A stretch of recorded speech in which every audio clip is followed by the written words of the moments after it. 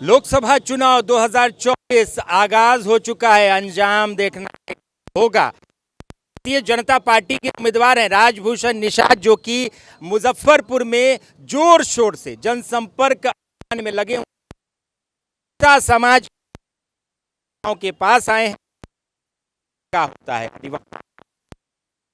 Vote मांगने की appeal कर रहे हैं। राजभूषण जी, क्या मिला आपको अभी तक? जो गए हैं अधिवक्ताओं से, आपने वोट मांगा है, क्या इनके तरफ से आश्वासन दिया गया?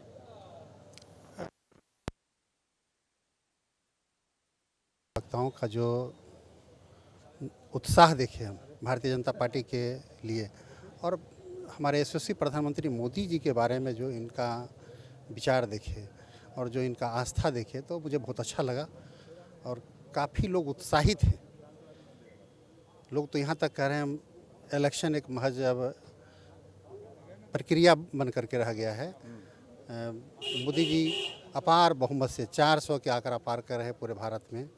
जो उन्होंने नारा दिया है, और उस नारा को यहाँ के लोग, यहाँ के अधिवक्ता, यहाँ के बुद्धिजीवी वर्ग और तमाम लोग उस नारा को साकार करने के लिए लोग लगे हुए हैं। मोदी की गारंटी लेकर आप लोग चल रहे हैं कि जो मोदी जी गारंटी दे रहे हैं उसको पूरा करेंगे क्षेत्र में, तो वो कहाँ तक, उसमें कहाँ तक समर्थन मिल रहा है आप लोगों को? देखिए, आज तक भारतीय जनता पार्टी ने जो भी अपने मैनिफेस्टो में शामिल किया, उसको हमारे यशस्वी प्रधानमंत्री मोदी जी ने पूरा करने का काम किया। चाहे वो धारा 370 हो, राम मंदिर का मुद्दा हो, जो भी कमिटमेंट उन्होंने किया था देश के साथ। चूँकि इलेक्शन का जो मैनिफेस्टो होता है किसी भी पार्टी का, जनता और नेता के बीच में, पार्टी के बीच में एग्रीमेंट होता है, और भारतीय जनता पार्टी उस एग्रीमेंट पर अक्षरशः पालन करती है। अगर कोई भी पार्टी, भारत की कोई भी पार्टी अपने मैनिफेस्टो को बस चुनाव का एक कोरम मानती है और उस पर कभी खरा नहीं उतरती है। इसलिए मोदी जी जो बोलते हैं वो अक्षरशः पालन होगा। थोड़ा समय लगेगा, लेकिन निश्चित रूप से उस पर काम होगा। एक सवाल और करेंगे कि अभी तक इंडिया अलायंस की तरफ से उम्मीदवार नहीं घोषित हुए हैं। मुजफ्फरपुर की लड़ाई आपको कैसी लग रही? मुजफ्फरपुर में कुछ लड़ाई होगी आपके साथ किसी? देखिए, मुजफ्फरपुर ही नहीं, पूरे बिहार में 40 का 40 सीट एनडीए गठबंधन जीत रही है। इसलिए कि यहाँ के जनता को अफसोस है कि पिछली बार एक सीट हम लोग नहीं दे पाए थे मोदी जी को, और इस बात का यहाँ के लोगों को काफ़ी दुख है। और इस बार उस दुख को ख़त्म करने के लिए और मोदी जी के सम्मान में 40 का 40 सीट उनके झोली में डालने जा रही है।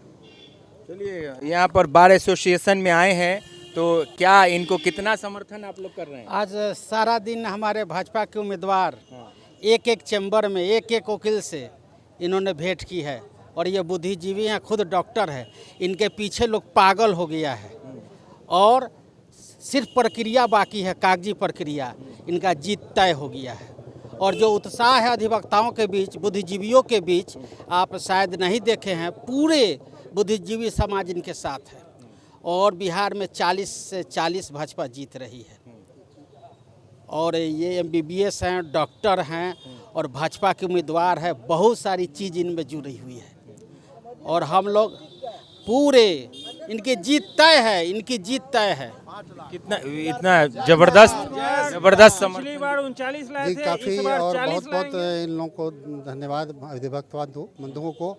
लेकिन मुझे इस बात का आज बहुत दुख हुआ, जब मैं यहाँ कोर्ट परिसर में घूम रहा था, तो जिस दशा में ये लोग रह रहे हैं, ना तो सही समुचित व्यवस्था है, कभी भी कोई दुर्घटना हो सकती है। इसलिए मैं काफ़ी व्यथित हूँ कि हम अपने न्याय दिलाने वाले लोगों के साथ अन्याय कर रहे हैं। और मैं जीतता हूँ तो मैं सबसे पहले यहाँ आकर के और इनके दुख दर्द को सुनूंगा, और मैं इनके समस्या को समाधान करने के लिए एक्सट्रीम तक जाने के लिए तैयार है। इनको व्यवस्थित करेंगे। आज टॉयलेट की व्यवस्था नहीं है। लोग चौल में, जो हम लोग बॉम्बे के बारे में चौल सुनते हैं, चौल भी इतना ख़राब कंडीशन नहीं होगा जिस कंडीशन में हमारे पढ़े लिखे अधिवक्ता, बुद्धिजीवी वर्ग के लोग रह रहे हैं।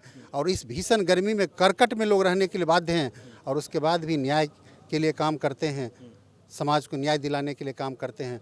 मैं इन लोगों को सलाम करता हूं कि इस परिस्थिति में ये लोग इतने ढंग कोई उम्मीदवार सोचा था क्या इस तरह का जैसा राजनीति? नहीं, ये जो मोदी जी के सोच और सारा कुछ सोचने के बाद ही उन्होंने ऐसे उम्मीदवार को भेजा जो आमजन, बुद्धिजीवी और खास करके न्याय व्यवस्था में सुचारू रूप से जब तक काम नहीं होगा और अधिवक्ता का पार्ट जो है वो कहीं ना कहीं पीछे छूट गया, तो उनके इंफ्रास्ट्रक्चर और अन्य सुविधाएं नहीं प्रदान की जाएगी तो न्याय की व्यवस्था नहीं सुधरेगी। और इस पर मुझे लगता है पूरी तरह जो हमारे जो उम्मीदवार हैं जीतने के बाद काम करेंगे। और आज से ही इन्होंने आश्वासन दिया है जो मैं प्रयास करूँगा जो इस ऊपर तक इस बात को पहुंचाऊं और पूरी व्यवस्था यहाँ की ही नहीं पूरे देश की सुधार हो। इनके माध्यम से ये हम लोग के प्रतीक होंगे तो पूरे देश में अधिवक्ताओं की स्थिति में सुधार होगा।